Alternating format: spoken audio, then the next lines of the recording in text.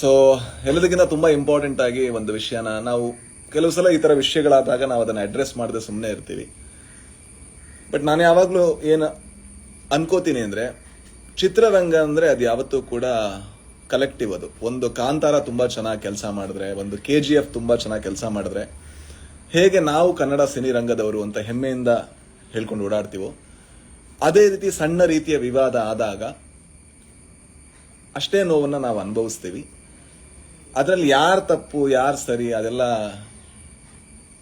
ಆಮೇಲೆ, ಅದು ಇಂಪಾರ್ಟೆಂಟ್ ಕೂಡ ಅಲ್ಲ.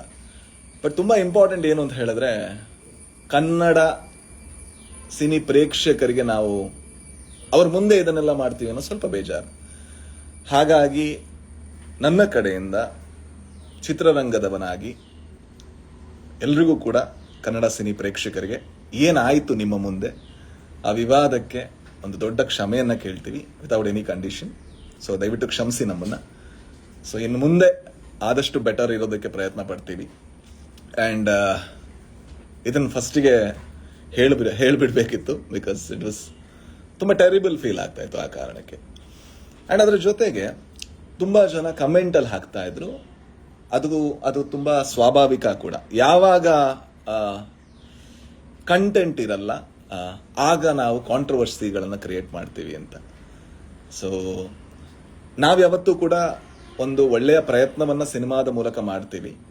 ಕಂಟೆಂಟ್ ಇದೆಯಾ ಇಲ್ವಾ ಅನ್ನೋದನ್ನು ಯಾವತ್ತೂ ಕೂಡ ಪ್ರೇಕ್ಷಕರ ಮುಂದೆ ಇಟ್ಟು ಅವರು ಅದನ್ನು ಹೇಳಬೇಕು ಅಂತ ನಾವು ಭಾವಿಸ್ತೀವಿ. ಹಾಗಾಗಿ ನಮ್ಮ ಸಿನಿಮಾ ಕರಾವಳಿ, ಅದರಲ್ಲಿ ಕಂಟೆಂಟ್ ಇದೆಯಾ ಇಲ್ವಾ ಅಂತ ನಿರ್ಧಾರ ಮಾಡೋರು ನೀವೇ ಮಾಡಬೇಕು.